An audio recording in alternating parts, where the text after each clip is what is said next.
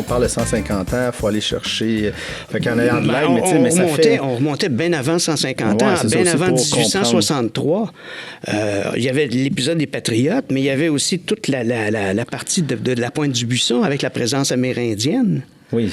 Mais moi, je suis pas un archéologue, je suis pas un spécialiste. Alors, j'avais demandé à l'époque à une archéologue de la Pointe du Buisson, son nom m'échappe, là.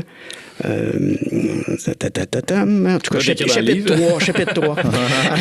Et c'est elle qui avait rédigé la partie autochtone, c'est ça. Buisson, ouais, parce que c'est ça, il y a eu beaucoup d'activités à cet endroit-là. C'est ça. Mais c'est sûr, là, juste revenez, ça a pris 2 ans, ça faisait 2 ans et demi de juste... 2 ans et 2 mois. 2 ans et 2 mois, juste pour...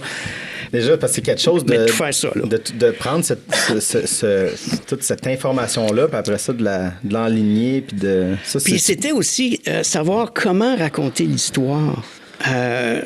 Là, si je partais chronologiquement, je serais parti avec la présence amérindienne.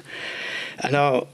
Moi, je ne suis pas un historien. Je n'ai pas de diplôme en histoire. Je n'ai jamais revendiqué le titre d'historien. Je me considère chercheur en histoire. Et je me considérais comme quelqu'un qui avait une histoire à raconter. Oui, c'est ça. Alors, ce que j'ai fait, la façon de le raconter, c'est que Beauharnois, étant lui-même un personnage, Monsieur Beauharnois, Charles de Beauharnois, marquis de la Boîche. Donc, j'ai commencé avec lui. Et après ça, j'ai parlé de la famille Ellis, de la présence de la famille Ellis. Oui. Et à la fin de ce chapitre 2, où Jane Ellis, à la Pointe du Buisson, voit des Amérindiens, là, j'ai enchaîné, avec mon chapitre 3 sur l'histoire. Et là, je reprenais chronologiquement.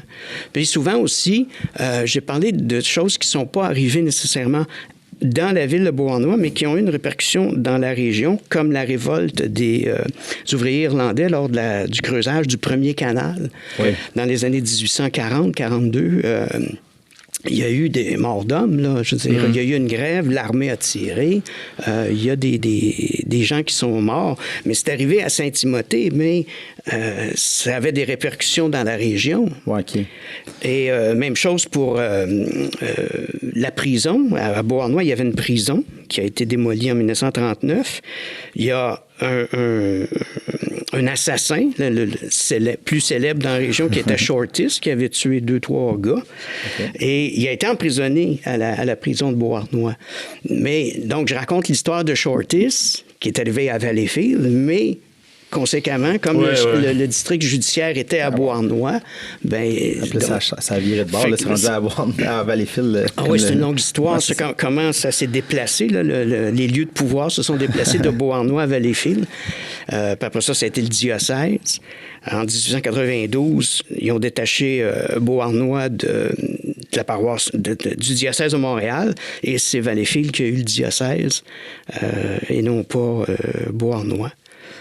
Donc, il y a eu ça. Il y a eu aussi la collaboration de Paul Sauvé, de Communidé, qui a amené une infographe qui s'appelle Valérie Duquette. Et ça crée des liens, hein, faire une brique comme ça. Là, c'est clair, parce que c'est tout du travail, ça. Et d'ailleurs, quand on a eu fini, il y a eu Saint-Étienne, et c'est elle aussi, c'est Valérie aussi qui a fait le montage de... C'est beau.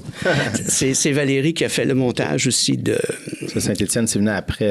Après, en 2015, c'était pour 2017. C'était le 150e aussi.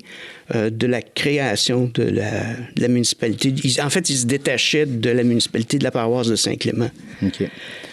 Et ça tue... à Saint-Étienne, c'est sûr qu'ils sont des tâches de l'histoire de Beauharnois, parce que Beauharnois, c'est les patriotes, mais tu sais, ça, est-ce que tu as eu de la facilité à trouver aussi du... C'était plus difficile. Saint-Étienne, c'est plus petit. Là. C'est plus je petit veux pas d'une insulter part. personne. Non, c'est normal. Il y a moins d'archives. Puis il y a quelque chose qui est arrivé aussi qui facilitait pas la tâche, c'est que le premier, c'est dommage, mais le premier volume des procès-verbaux de 1867 à 71, il est disparu. Alors, juste trouver qui était le premier maire, C'était quelque chose. J'ai eu, dans ce cas-là, l'aide d'une personne qui est originaire de Saint-Étienne, qui est Louis Normando. Et lui m'a trouvé des trucs... par exemple, là aussi, il y a une présence patriote. Oui. Parce que la paroisse de Saint-Clément, en 1838, la paroisse de la municipalité de Saint-Clément, ça recoupe ce qui est Melogeville aujourd'hui, Beauharnois, Maple Grove et Saint-Étienne. Okay. Donc, quand on parle des patriotes de Saint-Clément, ça va jusque dans le rang du vin à Saint-Étienne. Mais ce travail-là d'infographie, c'était... on a travaillé un coup. Mais il y a quelque chose aussi... j'ai comme l'impression que le 150e de Beauharnois a comme ravivé quelque chose à Beauharnois. Peut-être que j'imagine que c'était déjà comme commencé, mais on dirait que ça a marqué un point avec là, la fête citoyenne qui revient, le livre, il y a plein d'activités. Et surtout, c'est en décembre 2012... C'est l'inauguration de la 30, de l'autoroute 30. Ça désenclave Beauharnois. Et ça, puis au printemps 2012, vous vous en souvenez pas, mais moi je m'en souviens, il a fait très beau. Au mois de mars, les arbres bourgeonnaient. Ouais. En mars 2012. Ce qui fait que j'ai été béni des dieux pour faire mes photos, parce qu'en tant qu'ancien journaliste, je fais aussi mes photos quand je fais mes livres. Tous mes livres sont illustrés.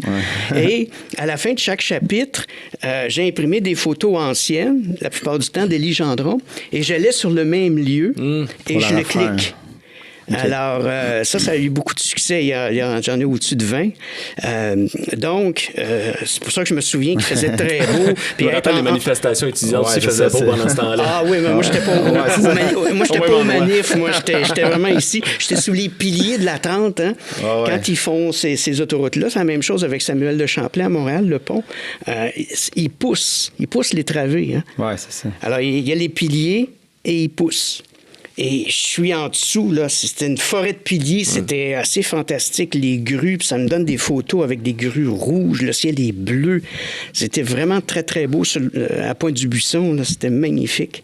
Mais les arbres bourgeonnaient, là, en mars 2012. C'est un des souvenirs que j'ai quand je faisais le livre.